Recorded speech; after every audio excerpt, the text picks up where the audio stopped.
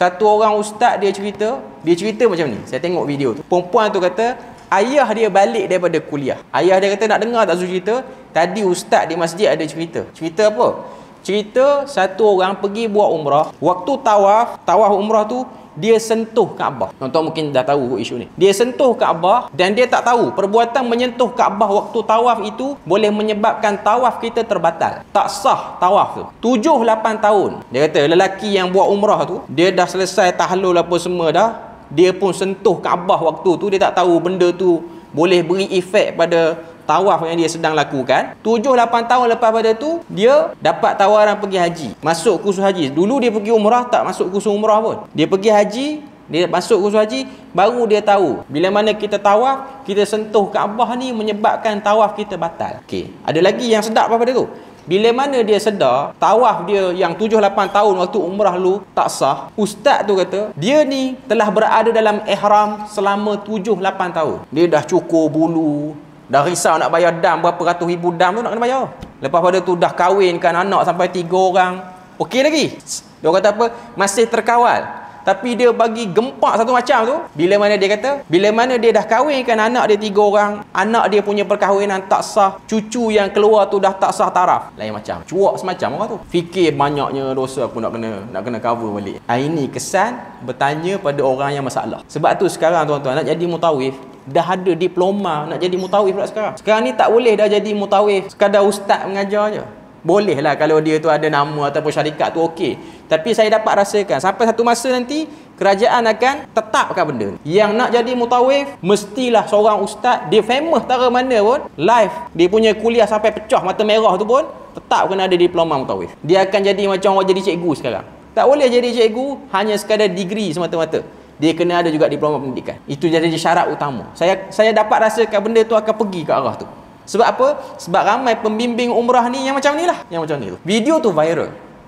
Pertama, saya nak jawab. Isu menyentuh Kaabah ketika tawaf. Adakah benar batal tawaf? Ataupun menyebabkan kita punya umrah tak sah? Memang dalam mazhab Syafi'i, ada pandangan seperti bila mana kita tawaf, kita menyentuh Kaabah, kita dikira berada dalam Kaabah. Sebab menyentuh Kaabah ni automatik masuk dalam kawasan Hijri Ismail dan juga dalam kawasan Syazarwan. Dia kira kita berada dalam Kaabah. Tawaf di dalam Kaabah tidak sah. Contoh kita tawaf, tak sentuh pun Kaabah, tapi sampai dekat Hijri Ismail tu kita pitah masuk kot tepi longkang dia tu, kot laluan tu kan. Hijri Ismail kan ada waktu dia buka, kita tak pusing daripada yang melengkung tu, tak sah tawaf. Menyentuh Kaabah dikira untuk satu pendapat Syafi'i tidak sah sekiranya kita tawaf dalam keadaan menyentuh Kaabah. Satu pandangan dalam mazhab Syafi'i. Pandangan yang kedua, ni dalam Syafi'i. Dalam Syafi'i pun ada khilaf. Bukan 4 mazhab dalam Syafi'i. Pandangan yang kedua mengatakan tawafnya masih lagi sah. Tawaf dia masih lagi sah. Untuk pandangan jumhur memang mengatakan tak sah. Tapi kalau kita tengok dari segi keperluan dan keadaan realiti, benda tu tak beri apa-apa efek pun. Tak beri apa-apa kesan pun hakikatnya. Selama mana orang tu masih lagi dada dia ke hadapan, dia tak mengadap ataupun dia pergi dekatkan dada dia ke Kaabah tu, dia hanya sentuh tepi-tepi macam tu je, tapi dia masih lagi tawaf macam biasa, yang tu okey, tiada masalah. Ambillah pada pandangan yang lebih ringan, melihat pada keadaan dan realiti yang berlaku pada hari sekarang ni. Tawaf bukanlah suasana yang lengang, suasana yang sempit. Okey, jadi yang pertama nak kata tak sah, dia khilaf. Yang kedua ialah adakah satu orang yang bila mana dia tak sah tawaf dia, dalam keadaan dia tak tahu perbuatan dia itu menyebabkan tak sah umrahnya, dia akan kekal berada dalam keadaan ihram sampai bila-bila, sampai dia tahu benda tu? Jawapannya tak. Bila mana dia dah tahlul, selesailah umrah dia untuk pada waktu. Tak ada isu dah dia duduk dalam ihram selama-lama. Ini fik yang saya tak tahu ambil daripada mana pandangan. Pandangan ni mengelirukan, mencemaskan orang, menyebabkan orang akan rasa semacam satu perbuatan yang kita buat kerana jahil, tapi dah habis dah, perbuatan tu dah selesai, ibadah tu dah selesai. Sebab tu ada orang dia pergi haji, dia ada rasa something. Haji kali pertama dia rasa something, tak lepas situ, dia tak tahu. Tiba-tiba dia berhasrat untuk buat kali kedua. Dia tak perlu risau dah, yang tu dah selesai. Dia macam sama juga. Kita semayang waktu kita budak-budak dengan semayang waktu kita orang tua. Waktu budak-budak mungkin banyak benda yang kita tak perhati sangat dalam rukun. Hakikatnya tak sah solat kita tu. Tapi tak perlulah kita nak kena buat balik. Yang penting kita dah buat, melainkan kita tinggalkan. tinggalkan tu ada khilaf. Satu orang yang meninggalkan salat dengan sengaja ada khilaf nak qada tak nak qada. Cuma kalau dah buat tapi tak sempurna, ada benda-benda yang kita baru tahu, oh baru tahu benda tu batal, kena qada balik kan? Tak perlu. Dia dah selesai dah. Perbuatan tu dah selesai. Dah 7-8 tahun. Benda tu kita sebut sebagai kejahilan. Kejahilan yang dimaafkan. Allah Taala tu Maha Pengampun. Dia ampunkan kejahilan. Okey. Yang ketiga ialah isu mengahwinkan mana-mana orang dalam keadaan berihram ataupun dalam keadaan larangan ihram. Boleh ataupun tidak melakukan perkahwinan.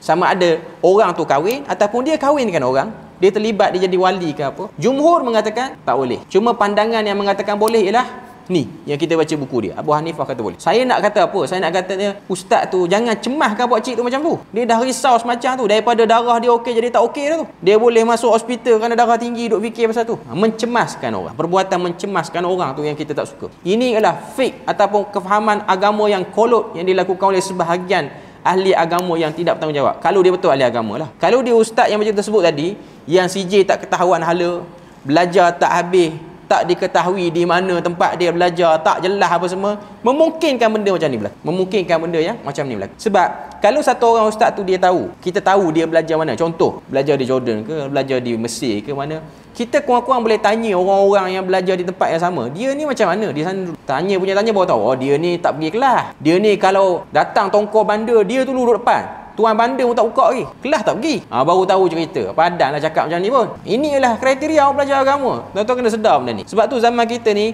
kalau orang tanya sijil, dia tak boleh marah. Itu adalah keperluan untuk menjaga. Sebab kalau dibiarkan, dia akan jadi macam ni lah cakap agama. Sebab memang saya sendiri pun dulu, waktu di Jordan sendiri, ada sebahagian junior-junior ni yang muda pada kita ni, jadi mutawif, bawa orang umrah, bawa geng-geng kawan-kawan yang pergi umrah. Sebab di Jordan ni kan kita orang biasa pergi buat umrah. Dan ada beberapa tahun tu kerajaan Jordan membenarkan safar mar'ah. Safar mar'ah kerajaan Saudi lah, membenarkan perempuan boleh pergi buat umrah tanpa muhrim, tapi dalam kumpulan. Jadi pelajar perempuan di Jordan ni, dia orang pun follow. Dia orang tak tahu apa. Bila mana dia orang follow pergi, yang laki-laki ni yang belagak jadi hero ni, nak jadi gentleman yang terlebih ni, dia pun kata sampai sana kita kena niat tukar mazhab. Dia yang belajar Jordan tu, yang menghadap pensyarah dan ulama'-ulama' saya tak pernah dengar mana-mana pensyarah di sana ajar macam tu. Tapi saya dengar lah cerita ada seorang budak ni, dia cerita macam tu. Dahsyat. Nak kata yang duk belajar tak habis lagi tu, dia punya tune tak kena, dia masih lagi nak mengikut, orang kata apa, nak mengikut tata cara yang tak tahu datang pada. Cuma saya nak kata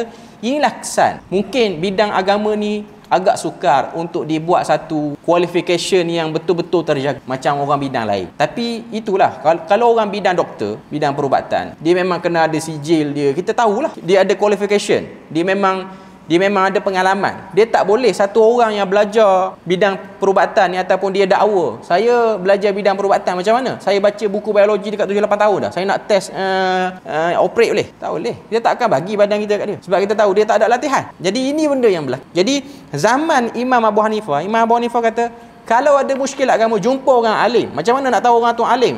Tengok senarai guru. Itu ialah sistem zaman dulu. Sistem zaman sekarang, tengoklah senarai sijilnya. Tapi boleh jadi juga sijil tu menipu. Boleh jadi juga. Banyak isu lah zaman sekarang ni. Sebab saya pun tahu di Jordan dulu ada belajar tak habis. Bayar ke ni penolong pendaftar, sama macam saya kot. Bayar ke penolong pendaftar ni, suruh bagi lulus. Di Jordan kan dia tak ada dalam sistem perkomputeran ni, dia tak ada. Dia ada sistem, tapi sistem tu boleh dihack dengan mudah, dengan sebab security tu tak kuat. Ada saya dengar sebahagian orang yang tak lulus 1-2 subjek, tapi dia dah kalut nak balik dah. Dia tak tahan dah duduk di Jordan lama sangat. Dia tak mampu dah nak duduk sehari pun tak boleh dah. Dia pun pergi jumpa pegawai tu, aku bayar sikit, hang bagi aku lulus. Ada yang buat. Orang yang buat benda ni penat dia nak kena berjawab depan Tuhan. Saya katakanlah, kalau ada yang masih buat, kalau ada yang dengar mungkin live, sediakan jawapan yang sangat konkret depan Tuhan. Macam mana nak jawab tu ya. Anda boleh jawab dan anda rasa Tuhan boleh, okay, you can go to heaven dengan jawapan. Okey, saya tak nak kata apa-apa, tapi bertanggungjawablah di atas apa yang dilakukan. Sebab benda tu penting. Macam ni, orang yang macam ni baru kita boleh bersoal. Macam mana dia dapat posisi kerja, macam mana soal gajinya, macam mana soal dia suapkan nafkah ke mulut isterinya dan anak-anaknya daripada sijil yang muzawwarah, sijil tipu ni. Saya ingat dulu ulama-ulama di Jordan ni, antara yang sangat-sangat strict dalam bab ni lah, Dr. Bashar Awad pernah sebut. Bashar Awad ni masih lagi hidup. Shu'aib Al-Arnaud pernah sebut. Dia bukan anti dengan sistem universiti, tapi dia tak suka benda. Dia kata semua ni, dia maksudkan di Jordan lah tu. Sebab di Jordan memang ada masalah ni. Semuanya syahadatuz zur, penyaksian palsu. Marah betul dia dengan sebab ada orang yang tak bertanggungjawab. So, jadi benda ni penting. Dia melahirkan, tuan-tuan boleh bayang, dia boleh mengeluarkan pandangan kacau bilau dalam masyarakat bila mana ada orang-orang yang seperti. Jadi mana-mana orang yang nak belajar agama, belajarlah betul-betul. Lihatlah keadaan anda pada 10, 20 tahun akan datang. Kesan daripada belajar agama acuh tak acuh, main-main, akan menyebabkan kita memberi jawapan pada masyarakat dalam keadaan yang kacau bilau, mengelirukan, mencemaskan orang, bahkan lebih teruk keluar daripada disiplin ilmu agama pun. Kita tengok apa dalam huraian dia sebut.